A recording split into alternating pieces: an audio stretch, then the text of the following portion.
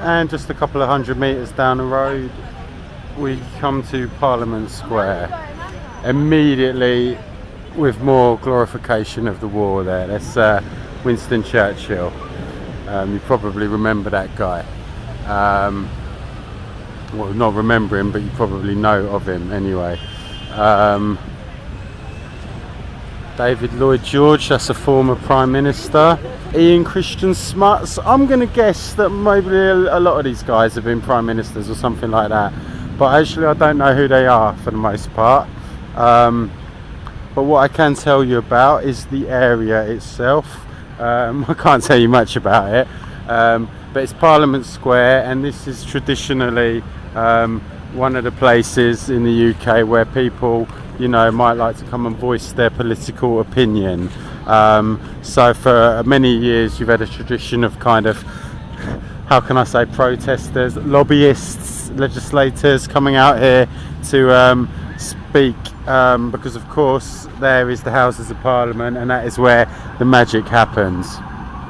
Well, actually not much happens in there, but that is you know, according to the script, that is where the decisions are made.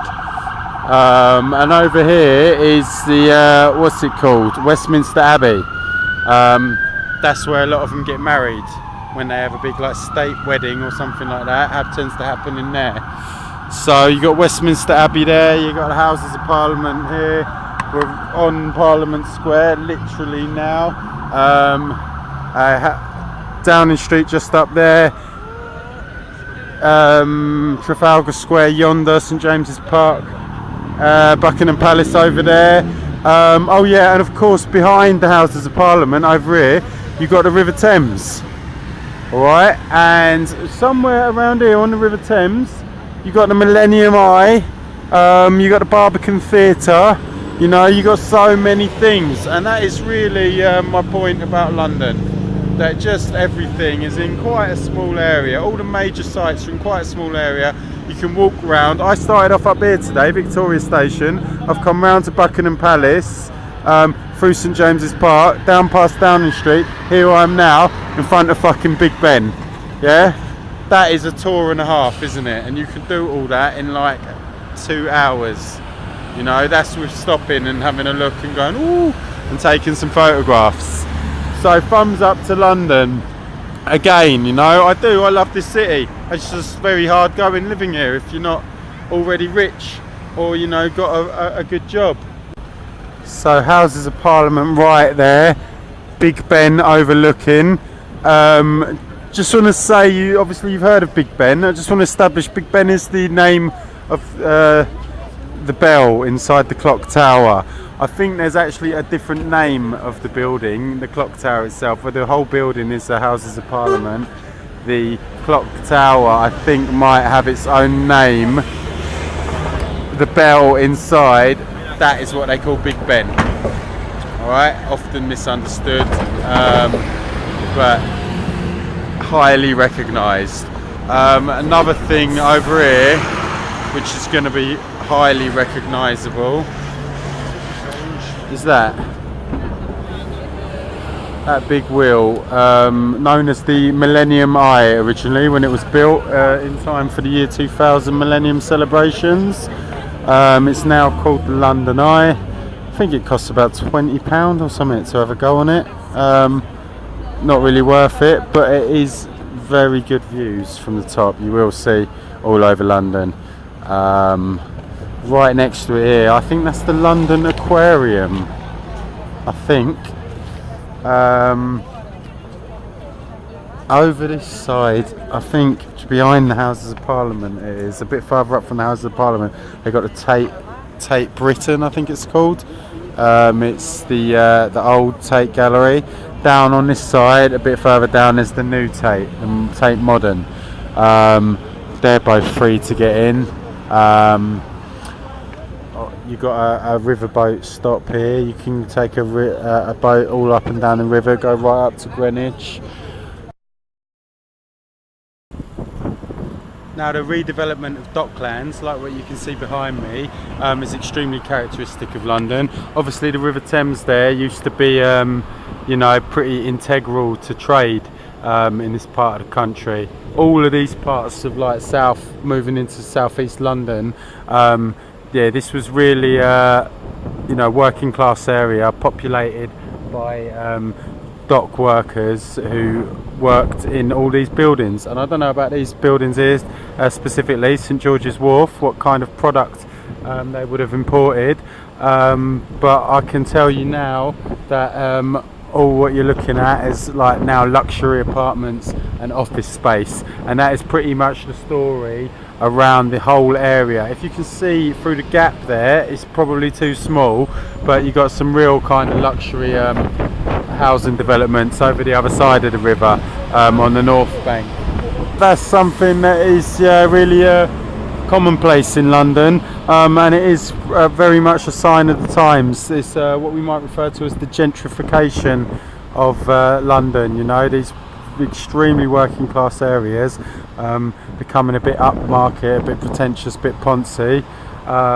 Moreover, I should make another point, if I can resist the urge to go off on a jingoistic rant. You know, a lot of these places are not owned by British people. British people, by and large, cannot afford these places. Opportunities for like working class people to rise up and be able to own property in a city like this are becoming, you know, rarer and rarer all the time. And you know, because it's you know, what is it? It's laissez-faire. For if you got enough money, you come here, do what you want, buy what you want. You know, you notice a lot of the other countries that I've been in, you can't do that. You need local investment, you need local ownership, you need local partnership at the very least. But it's not the case in London. If you've got enough money, you come here, you buy what you want. So yeah, you're going to find a lot of these places are basically being removed from the sphere of possibility for the type of kids that grow up in, you know, a working class area like what you will see beyond these houses, and they'll have no chance of ever buying a property, you know, a mile down the road from where they were born. You know, one of the best things about London is its multiculturalism, but you're getting this hashtag migrant crisis and you're fucking worried about those people coming over. Like, what's it going to be, 20,000 Syrians this year? Like, believe me, that is much less of a threat than the kind of super rich class that have been buying up, you know, half of London for the past 20-30 years. That is much less of a threat to the indigenous population. You know, one of the best things about London is its multiculturalness. You know, it's not just about the tourists, of which you can see there are many, but there's also like the ethnic blend that lives here, you know, permanently or semi-permanently. You know, and you don't get that in most other cities, to be honest with you. You know, as I walk around here, I got, you know, faces of all different colours and creeds, and for all I know, any one of them could be an English person. You know, when I'm in Jakarta or in Tokyo, Beijing, you pretty much look at me, you know I'm not a local. But you can't do that in England, and you can't do that in London, I should say. Not only the immigration that has led to integration now in this country, but also the amount of you know, tourists that become naturalised because they love living here, they love working here, they make money here, they have a good time here, you know, and they also become local citizens. You know, the meaning of being a Londoner is not the same as it once was. Right, so hopefully you can still see Big Ben yonder in the distance, which will indicate that I have walked exactly in a straight line up what we call Whitehall, and I've arrived upon Trafalgar Square. Now this is arguably one of the most, how can I say, iconic areas in the UK, in the world indeed, you know. I mean, if it's iconic in London, then it's iconic in the world, isn't it, basically? And it is another must-see spot.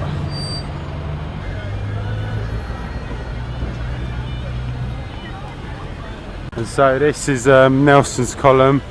Definitely, what is it? Definitely more glorification of war. It's a little warning that Big Brother is always watching you. But anyway, that's Trafalgar Square.